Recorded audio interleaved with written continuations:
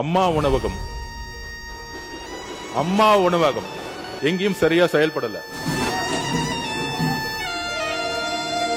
அம்மான்ற பேர் இருக்கிறதுனால அந்த மூடணுன்றதுக்காக பராமரிப்பு இல்லாம விட்டுறாங்க, அவ்வளவுதான். அதற்கான எந்த விதமான பெயரையும் மாற்றாமல் புரட்சி தலைவி அம்மா அவர்களுடைய பெயரிலேயே அந்த திட்டத்தை நிதியை ஒதுக்கி இன்றைக்கு எந்த இடத்திலையும் ஆதாரம் இருக்காது. அதிமுக உறுப்பினர்கிட்ட கேட்டு பாருங்க.